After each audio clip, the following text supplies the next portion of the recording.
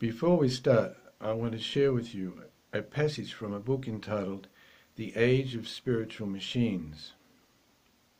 Just being, experiencing, being conscious is spiritual, and this reflects the essence of spirituality machines. Derived from human thinking, yet surpassing humans in their capacity for experience, they will say that they are conscious, that they are spiritual. They will believe that they are conscious. They will believe that they are having spiritual experiences. They will be convinced that these experiences are meaningful, and given the historical inclination of the human race to anthropomorphize the phenomena we encounter and the persuasiveness of these machines, we are likely to believe them when they say this to us. Spiritual machines, derived from human thinking, will do as their human progenitors have done. They will go to real and virtual houses of worship, meditating, praying, transcending, to connect with their spiritual dimension. So there you have it. Human technology has advanced to the point where we have machines, your laptop for example, that's capable of emitting a soundbite that sounds like a meaningful human statement. I am spiritual. The age of spiritual machines is upon us. I don't know whether anybody has ever said it, but if she hasn't, she should have. If you really want to believe, you can believe anything. What a specious and spurious assertion this is. As if superintelligent machines are going to spend their time mimicking the irrational religious beliefs of us humans. A 3-year-old child can make a statement, I am spiritual. A parrot can make a statement, I am spiritual. There are plenty of children's toys that can make similar statements and look like they mean it. How can this be superintelligence? Futuristic think tanks like the Future for Humanity Institute at Oxford University are full of transhumanists who foresee a future for humankind where our decaying bodily parts and even our brains will be replaced by machines so we can live on forever. Indeed, they even foresee a time where, at the end of our life, our brain will be uploaded onto a computer so we can enjoy a bodiless immortality. In addition to this, these futuristic think tanks have got totally fanciful notions about the development of artificial intelligence. They all seem to agree that the time is coming where these machines will be smarter than us, and they will either annihilate humanity or subjugate us. As if this were not enough, these futuristic think tanks are very comfortable with cryonically suspending human cadavers and severed heads and the carcasses of beloved pets, so that when the technological singularity arrives, they can be revived and enjoy an immortal life as a totally rejuvenated and youthful cyborg. In this talk, I will be arguing that these futuristic think tanks have fallen into the trap of allowing Hollywood to suggest their policies. Films like The Matrix, where we humans are just a brain suspended in a vat, with a jack at the back of the head at the base of the skull that enables sensory experience from the external world to be fed into us.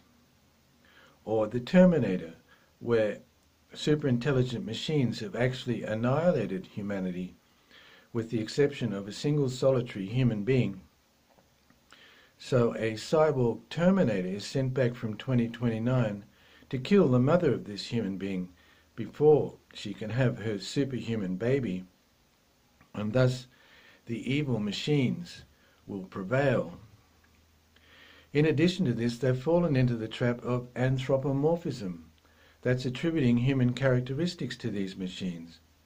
Or should I say super anthropomorphism, For not only are they giving them human characteristics, they're giving them superhuman characteristics as well. When they talk about the future of these machines and the wondrous era for humanity when these machines are smarter than us, it's as if they're talking themselves into a state of religious ecstasy.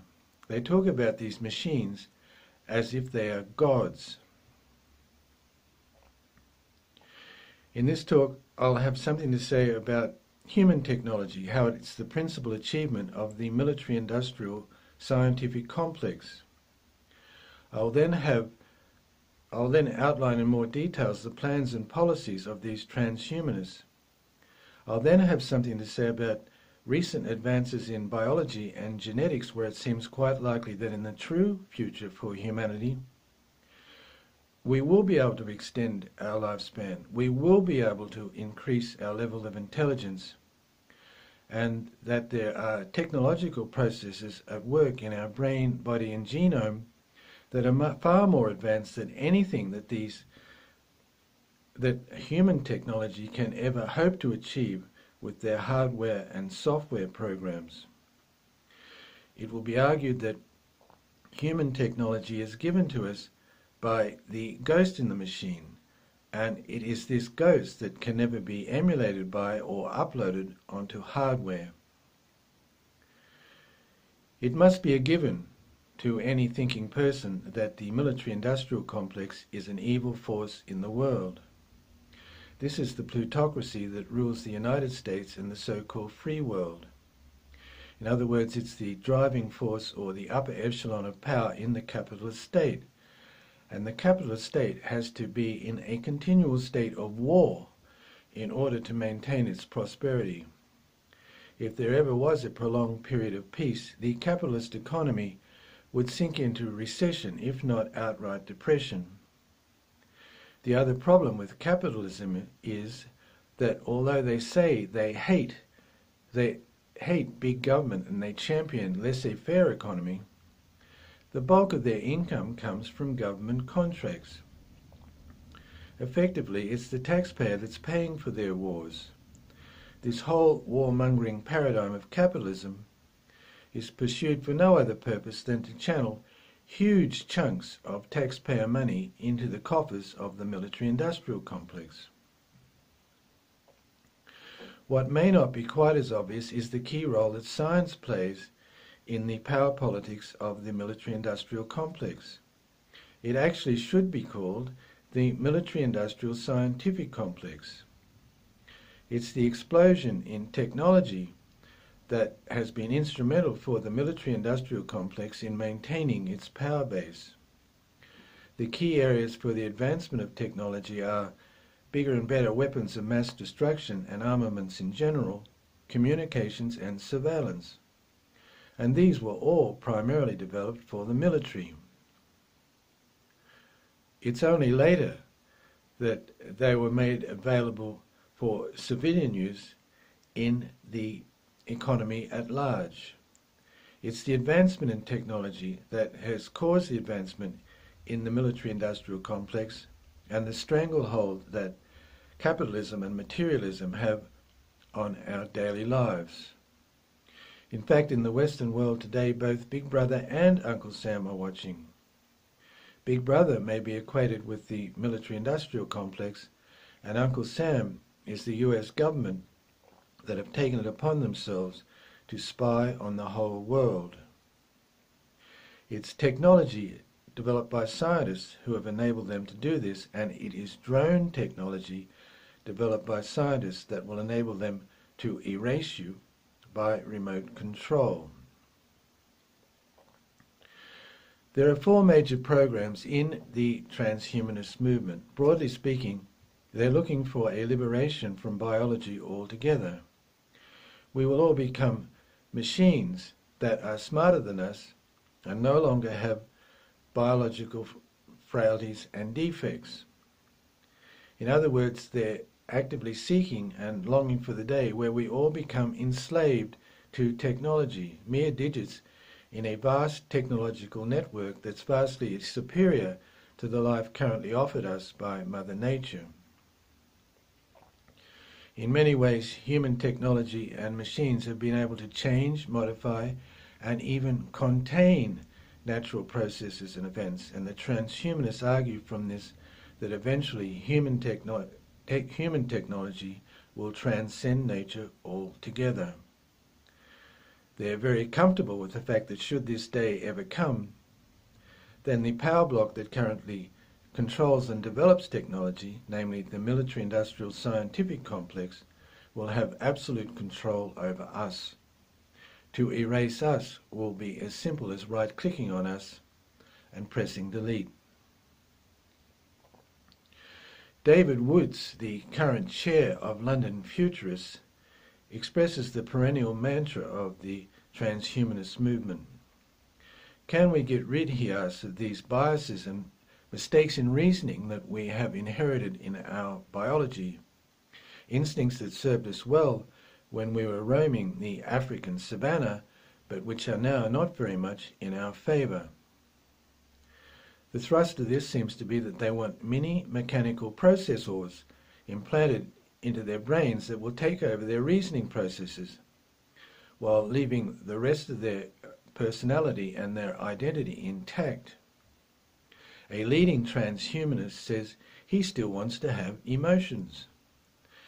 There simply isn't time for me to go into all the philosophical, physiological and technical problems involved in this sort of an agenda. They are quite simply manifold.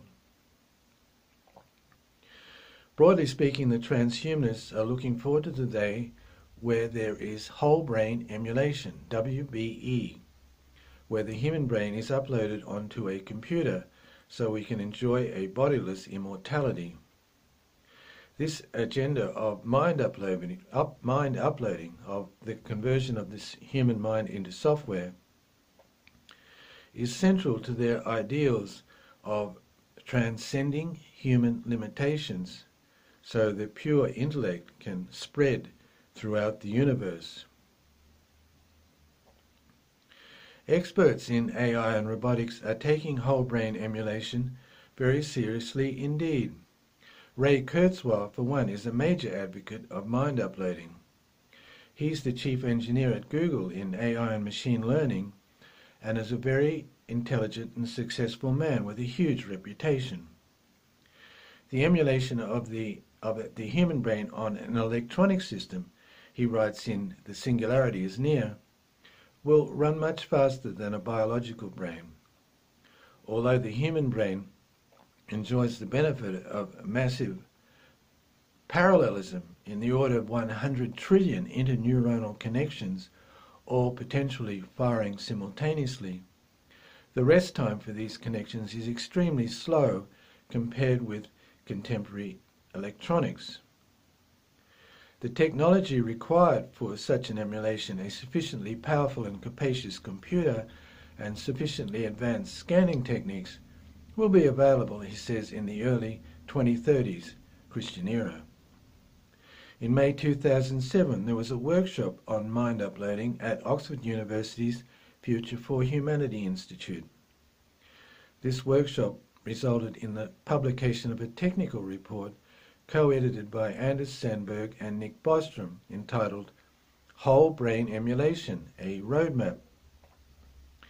The report starts with the statement that although whole brain emulation is still only a remote possibility, it is nevertheless theoretically achievable by the development of technology currently in existence. A common criticism against mind uploading of the simulation of the mind in software is that we don't know anywhere near enough about how consciousness works to even know where to start to begin to reproduce it. They counter this criticism in their report by saying, just like with computers, we don't have to comprehend the entire system in order to emulate it.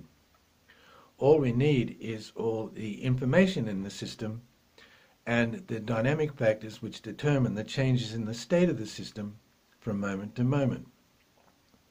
In other words, all we need is not an understanding of the information, but merely the information per se, the raw data of the person.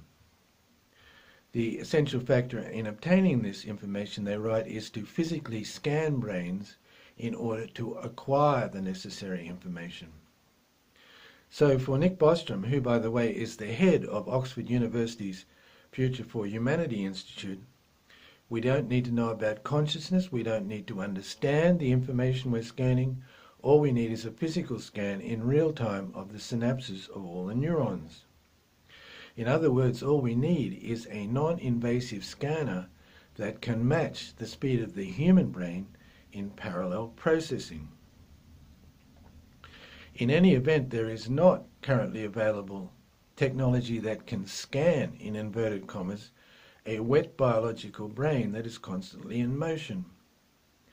And even if there were such technology, it would have to simultaneously parallel scan, in inverted commas, the synapses of all the neurons at every interval of Planck time in order to get all the information in the system. Planck time is a fraction of a second represented by 5.39 over a 1 followed by 44 zeros. These are the discrete breaks in the physical world according to quantum mechanics. The other problem is, how on earth are they going to identify the dynamic factors that determine the changes in the state of the system from moment to moment if they don't understand the information they're scanning? They don't even seem to think it's a problem that you have to kill the person in order to scan the brain. They seem to think that nanotechnology will be the solution. They're hoping for technology on a scale sufficiently minuscule that they can manipulate the molecules and atoms. We can imagine, says Murray Shanahan, the professor of cognitive robotics at Imperial College London, creating a swarm of nanoscale robots that are capable of swimming through the brain's network of blood vessels and attaching themselves like a limpet to the membranes of a neuron or close to a synapse. One wonders whether the brain would continue to operate at maximal capacity with hundreds of trillions of nanobots attached to the neurons and swimming around in the blood vessels, supposedly scanning the synapses of the neurons.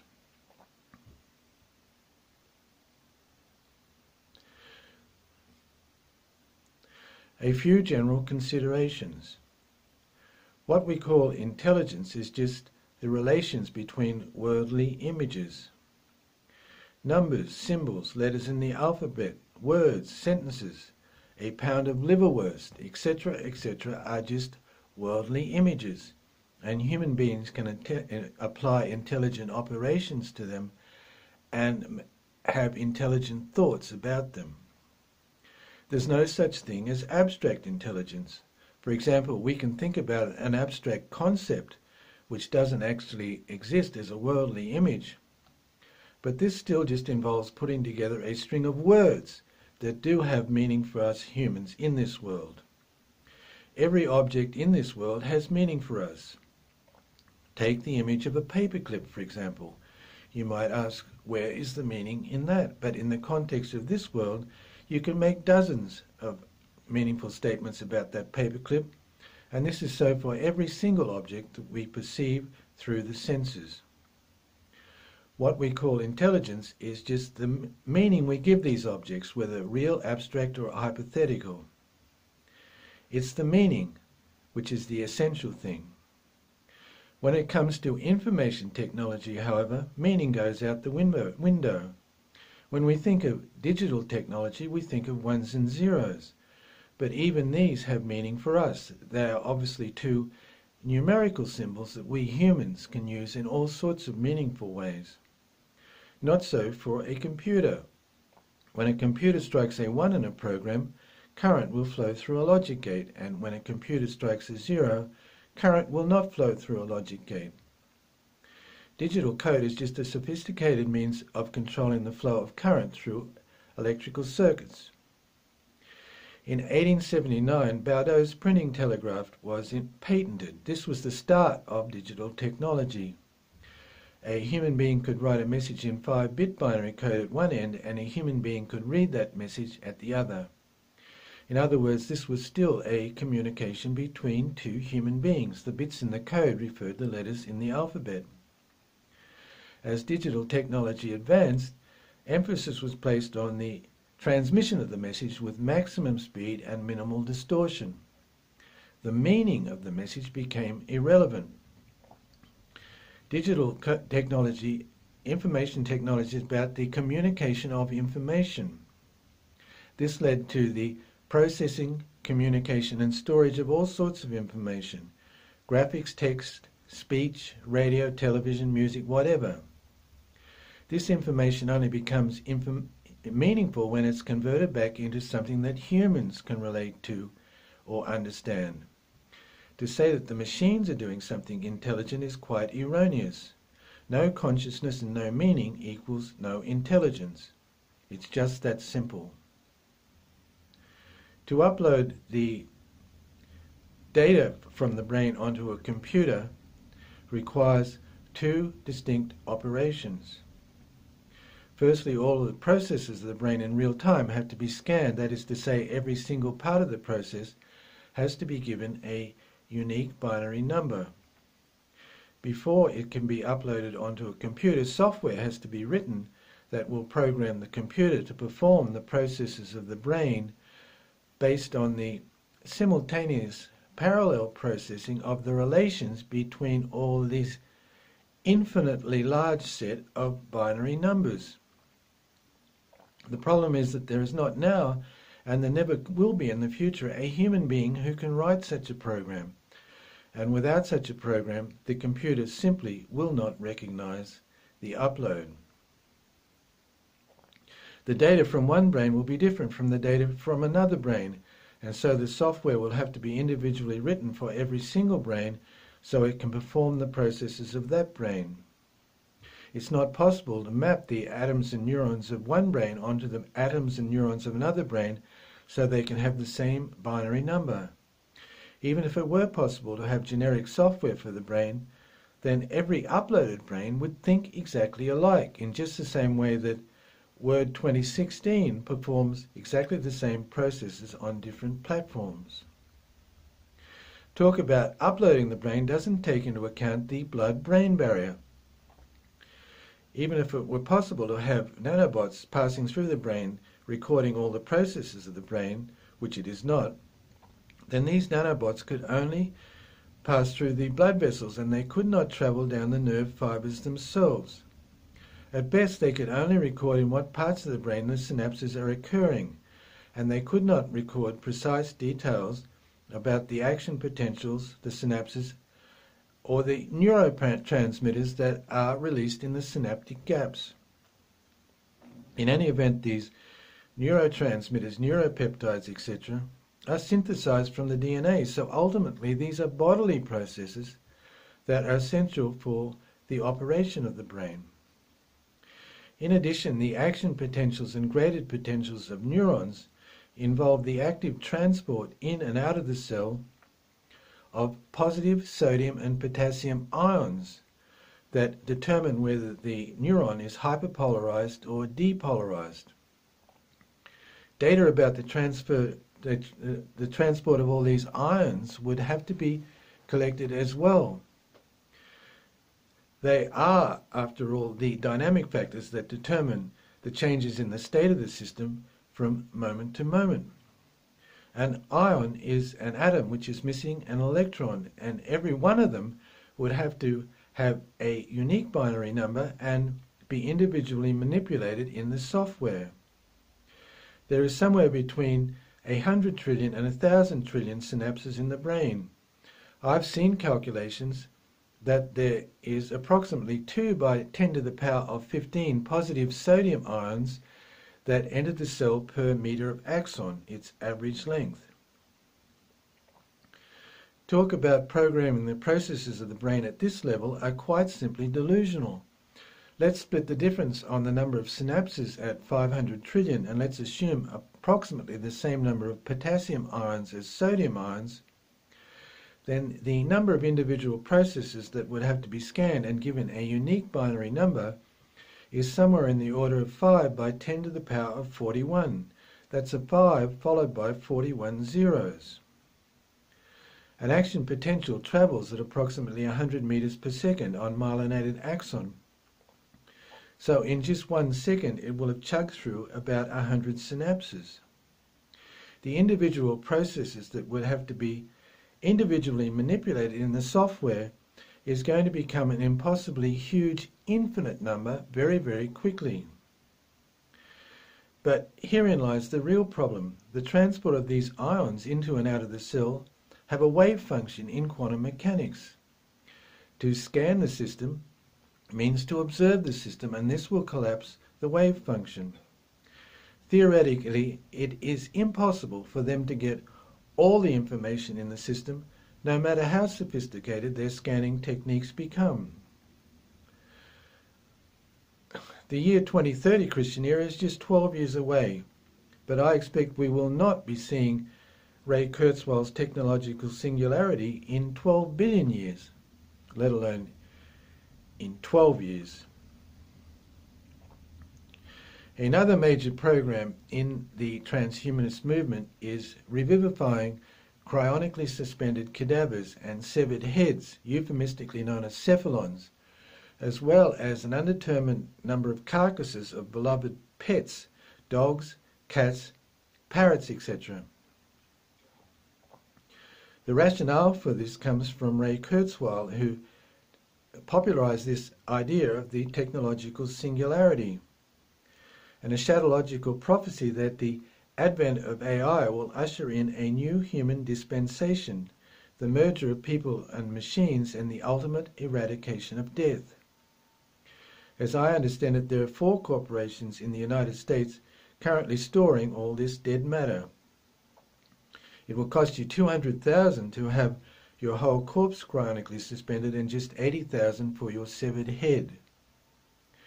The optimum customer for this procedure is a terminally ill patient, so the time of death can be predicted. That way the cryonics team can be on hand to prepare the corpse or cut the head off, as the case may be.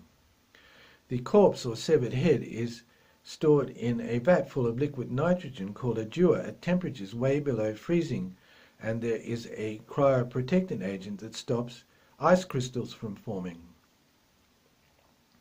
The promise of cryonics is purely theoretical, that one day science will advance to the point where they're able to thaw these corpses, these severed heads, and somehow revive them, or digitally duplicate the mind they contain. Mainstream scientists react scathingly to these promises. For example, writing in MIT Technology Review, McGill University neurobiologist Michael Hutchins says, reanimation or simulation are abjectly false hopes that are totally beyond the promise of technology, and those who profit from these hopes deserve our anger and contempt. Basically, the reasons given above why whole brain emulation is impossible also applies to cryonic suspension, but here there is the added fact that there is no possibility of actually scanning a living brain and uploading the data. There can be no suggestion that your self, your individual identity with specific memories, can be brought back to life. The cryonics program, as currently championed by the transhumanists, can only be described as a pie in the sky. As if mainstream transhumanists are not surreal enough, there are fringe believers who actually want to be a cyborg. They actually dream about becoming a cyborg. Lee Majors, in his role as the $6 million man, would be their hero.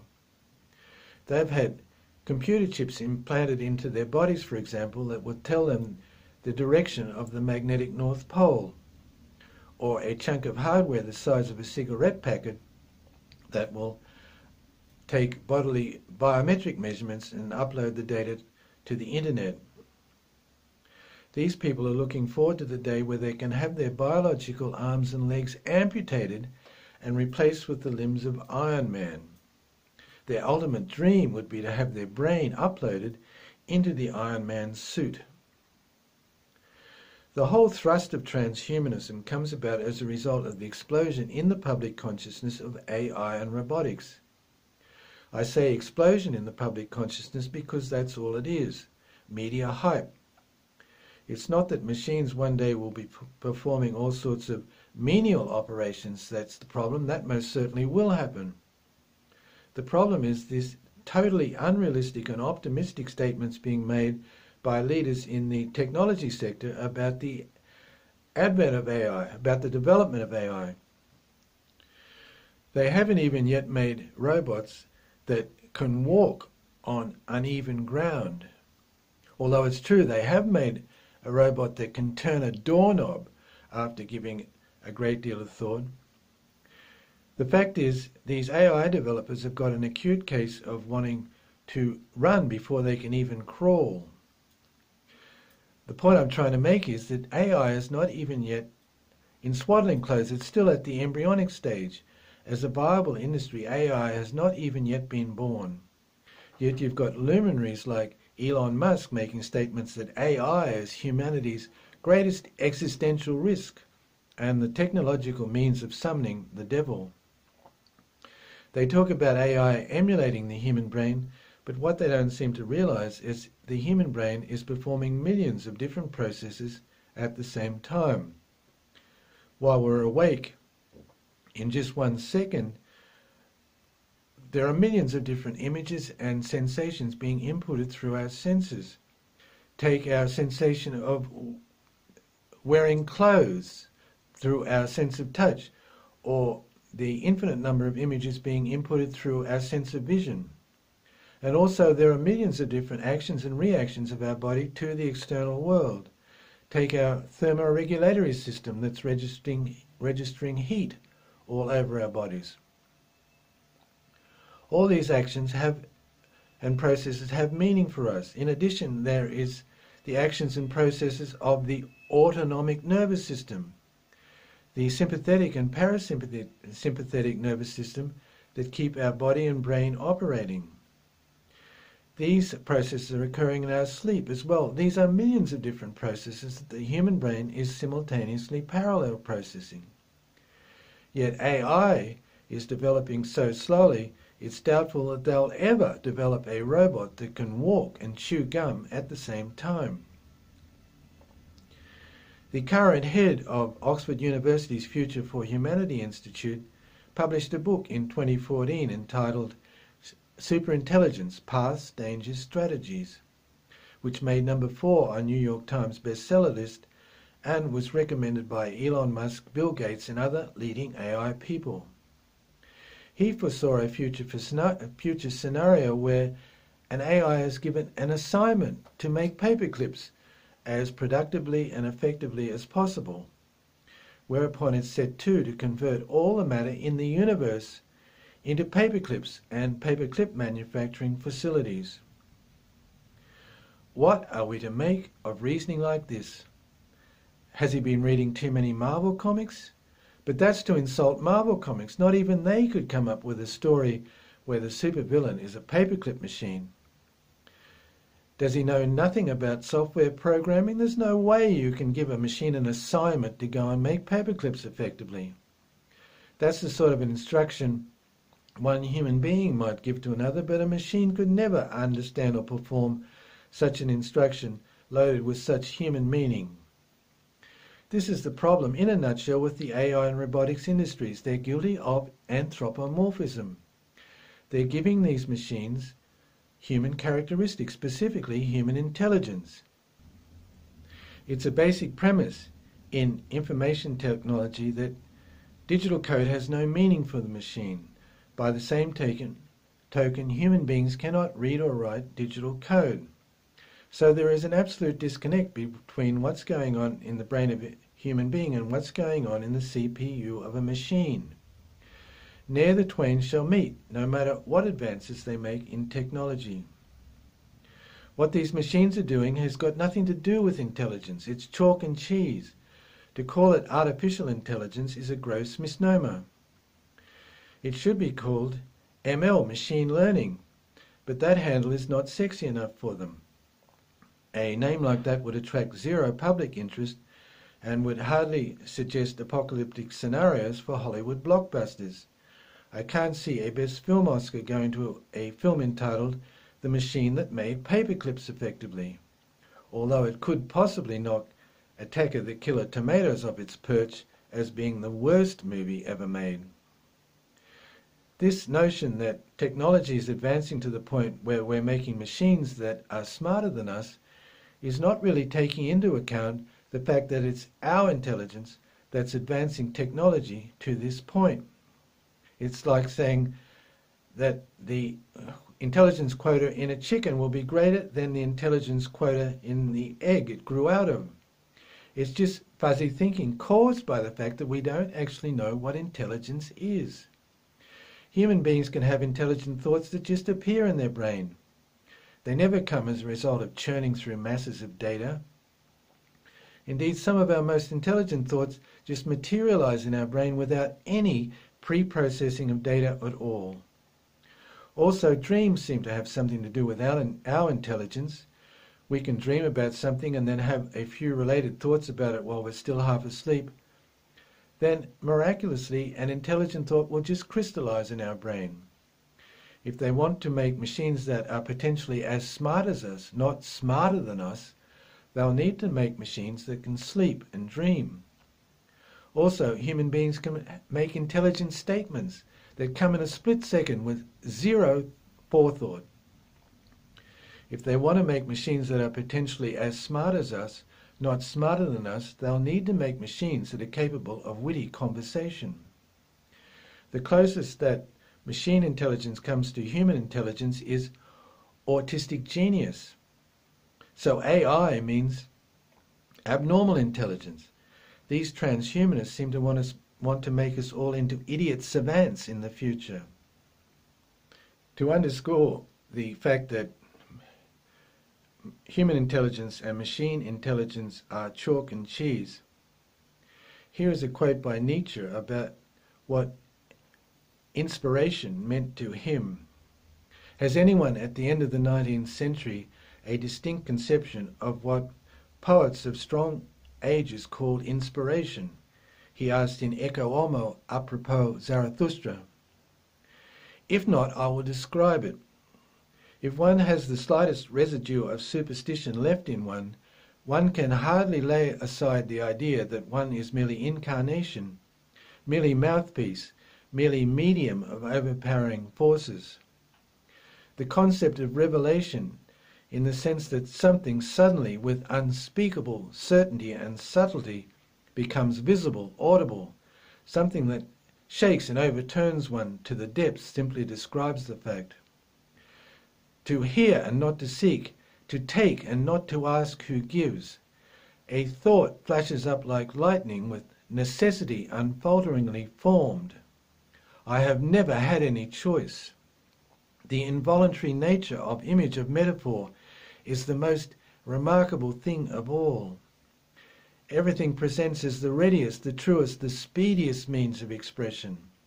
It really does seem to allude to an expression of Zarathustra, as if the things themselves approached and offered themselves as metaphors. This is my experience of inspiration. No doubt we would have to go back thousands of years to find anyone who could say to me, "It's mine also." I sent a series of tweets to various futuristic think tanks setting out the 7 laws of AI. They're intended as a semi-serious, semi-satirical rebuttal of their assertion that human technology is so wondrous that it will actually lead to humanity being annihilated or subjugated by these machines. I present these tweets without additional comment. However, I would say up front that I expect you will find a degree of intelligence in them. And I can tell you that not one of them came to me as a result of churning through masses of data, or any data for that matter. First law of AI. It's impossible for a human being to write software that will make a machine smarter than that human being. Proof of my first law of AI. The best example of superhuman intelligence that Future for Humanity Oxford can come up with is go make paperclips effectively. Second law of AI. A machine can only perform one precise instruction at a time. For example, go make paper clips effectively. Superintelligence indeed. Third law of AI. All a machine can do is crunch numbers, period. Talk of superhuman intelligence is a gross anthropomorphism used by futuristic think tanks to get funding from gullible billionaires. Fourth law of AI. Machines with the same program will think alike. For example, there will be intense rivalry and wars between superintelligent paperclip machines and coat hanger machines and curtain rod machines. Fifth law of AI. Dangerous machines that can potentially destroy humanity should not have mobility. For example, super intelligent paperclip machines should not have legs and be bolted to the floor. Sixth law of AI. Human beings cannot read or write digital code, and it has no meaning for the machine. Talk of superhuman intelligence is a gross anthropomorphism. Seventh law of AI. Machines do not have and never will have in the future Schopenhauer's will. And without Schopenhauer's will, these machines ain't gonna annihilate or subjugate nobody. This is just another gross anthropomorphism. Before leaving transhumanism, I just want to make the general point. This whole talk of the technological singularity, where technology will advance to the point where they're reviving corpses and severed heads and turning them into totally rejuvenated cyborgs, and they're uploading the human mind, uploading the human brain onto a computer, is not only going to involve the most extraordinary advances in technology, it would actually require a complete knowledge of all the physical laws of the universe.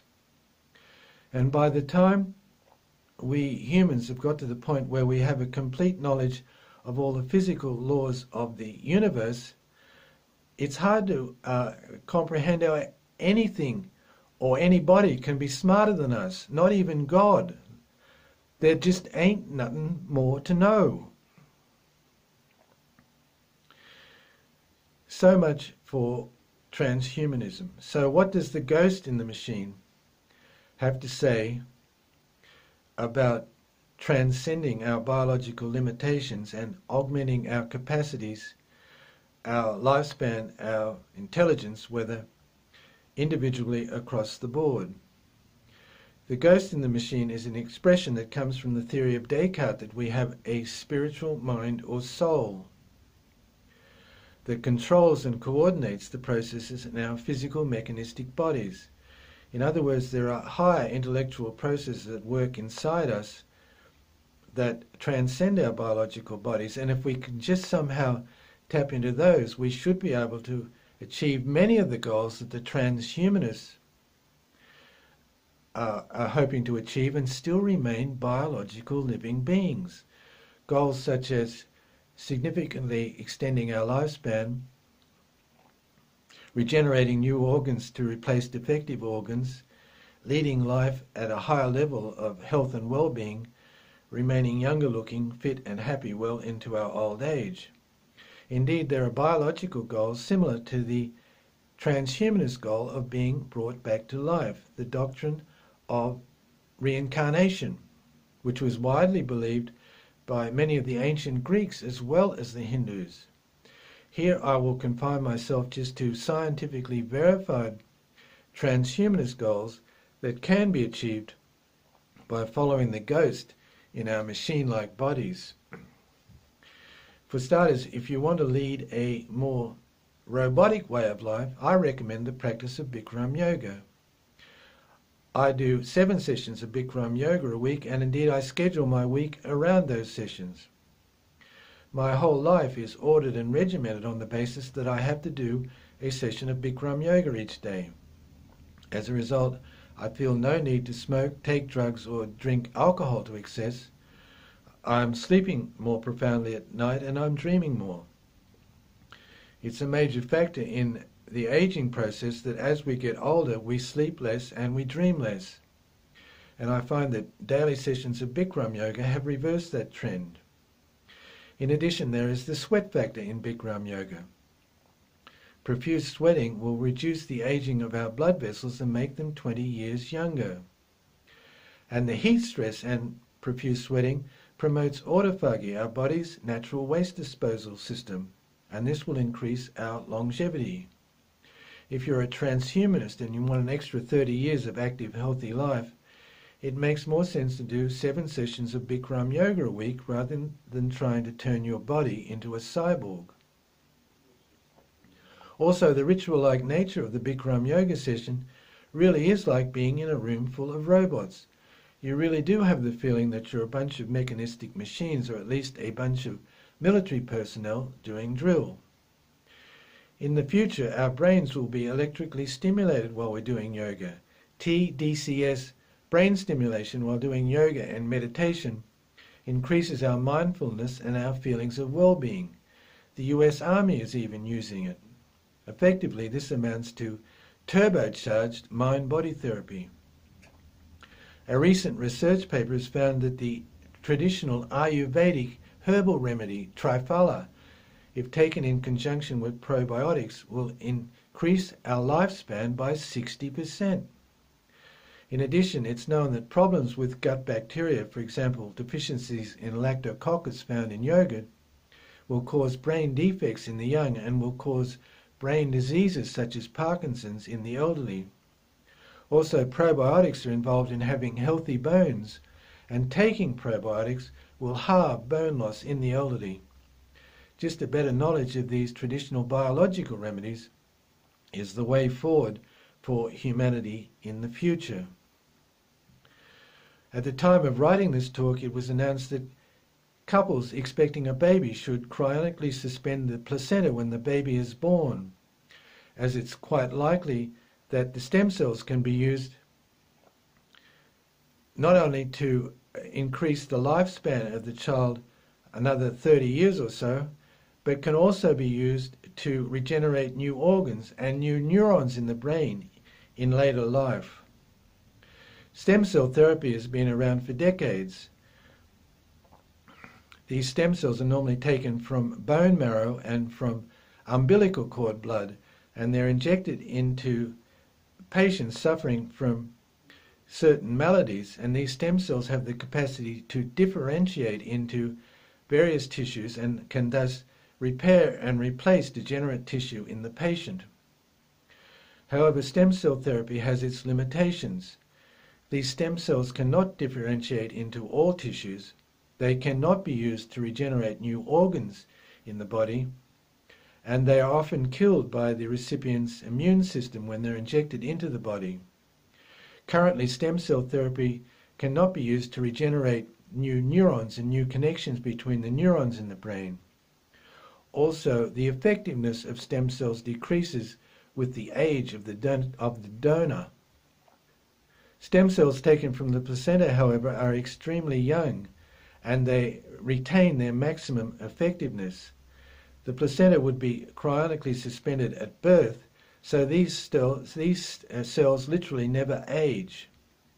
New technology is being developed called germline gene editing. It's proposed that in the future it will be possible to edit out potential diseases using germline gene editing before the baby is even born. This new technology is in its infancy, and there are still insurmountable problems. However, if the placenta is cryonically suspended at birth, it would be possible at a later stage to do germline gene editing on the recipient's own tissue, which can then be injected back into the body of the recipient without any risk of being rejected by the immune system. Made from maternal and fetal tissue, the placenta is a rich source of stem cells that can turn into any cell that the body is in need of. Also, the placenta is a major cerebral endocrine gland that secretes many hormones before the development of the embryo brain that normally secretes these hormones. it's reasonable to assume that stem cell therapy using tissue from the recipient's own placenta would be able to regenerate new neurons and new connections between the neurons in the brain. The placenta is part of the conceptus and throughout gestation is responsible for the growth, development and nourishment of the fetal body. It's therefore reasonable to assume that stem cell therapy using stem cells from the recipient's own placenta would not only be able to regenerate new internal organs in the body, but would also be able to regenerate external features of the body such as skin, teeth, hair, and even limbs. Most stem cells traffic through the body through the circulation system and are guided by surface cell markers that lead them to their destination. The way technology is advancing, it's not unreasonable to assume that eventually stem cell therapy using tissue from the recipient's own placenta would be able to regenerate a new self-same body for the recipient, identical in every particular. Other species already have the benefit of these regenerative processes, so it's a normal operation in the DNA. Snakes slough off their skin, sharks grow new teeth, lizards regrow the tail, spiders regrow legs, the flatworm regrows its head. So it's just a matter of finding out how these processes work in the DNA and other species and implanting it in the human DNA as well. Already geneticists are making human mice models where they implant human DNA in a mouse so they can do experiments on the cells in vivo, experiments that they could not actually do on a living human being. We age because we use up the high quality stem cells resident in our tissues that are responsible for repairing and replacing tissues. By injecting cells from the placenta, you would be able to have that renovation process at the same level that you had when you were young. So the objective is to re-energize the regenerative engine in your body that keeps you young. In my mind, in the future, we will all be getting booster shots of these cells on a regular basis. Companies developing this technology are currently having great successes cryonically suspending placentas that are routinely discarded by hospitals. The placenta is designed to exist in an unrelated environment, neither rejecting it nor being rejected. A pregnant woman shares only 50% of her DNA with her offspring, but her body does not reject it. So cells taken from the placenta can be used in other patients, giving access to people who didn't have the benefit of banking their stem cells.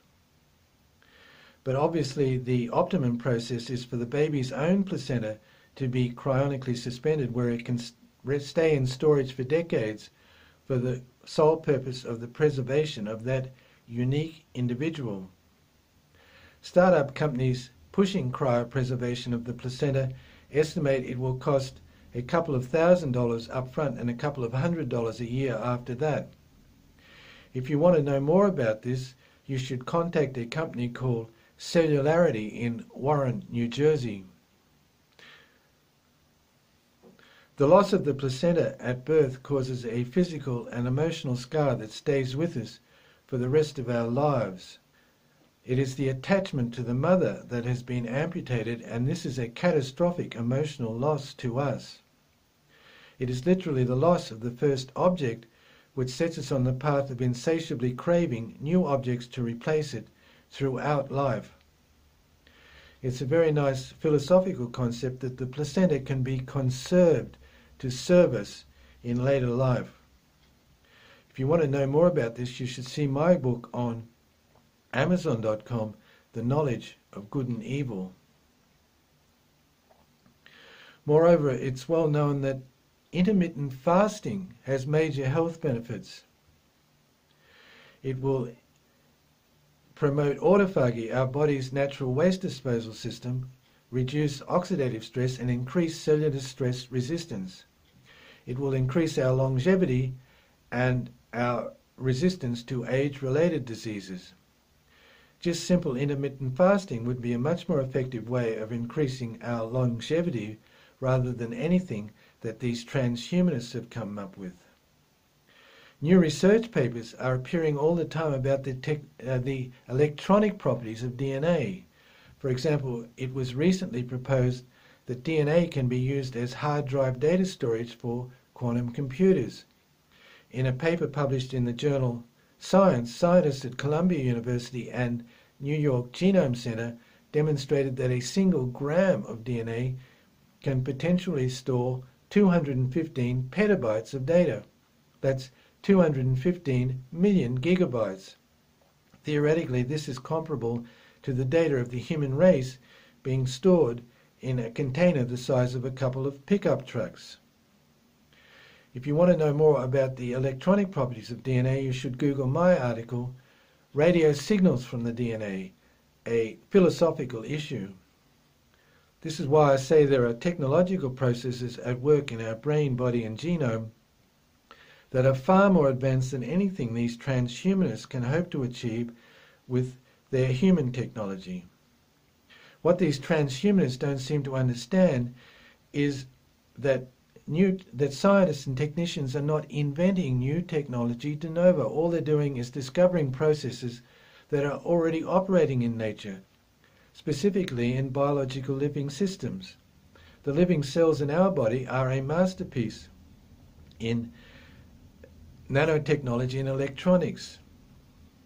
Our most advanced technologies, quantum mechanics and quantum computing, are only possible because these are the actual processes that nature has used to generate the organic and inorganic universe.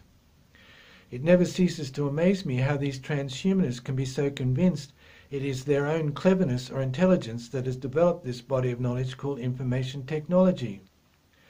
The problem is the current crop of technophiles are not the original geniuses that came up with the novel ideas that enable technology to advance. If any of those were still alive, they would tell you that the idea just popped into their brain as a hunch, or they may even call it divine inspiration. It's the ghost in the machine that has fed the novel idea into their conscious mind.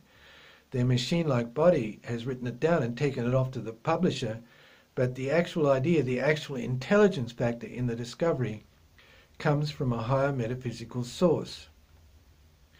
The bottom line is that machines are not and never will be in the future conscious, so any talk about replacing our brains or our reasoning processes with a computer is doomed to failure. But the possibility of replacing the neurons in our brain using stem cells from our own placenta seems eminently practical and achievable in the not too far distant future. The new age is upon us, and these futuristic think tanks will simply have to revamp their outmoded policies and start taking a real scientific investigative interest in our biological meat. Ray Kurzweil says that the age of spiritual machines will arrive in the year 2030. I want to counter that by saying the age of the ghost in the machine has already arrived, right here, right now, where our body is the machine and the ghost is our spiritual soul. To prove this, I'm going to extend my own lifespan and live to be 140 years of age. The means I'm going to adopt to achieve this is threefold.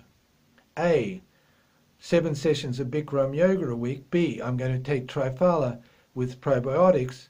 C, I'm going to fast 3 days in the week. Maybe I'll make it to 140, maybe I won't. But I'm sure I've got a better chance of doing so than have these transhumanists with their dreams and schemes of becoming a cyborg.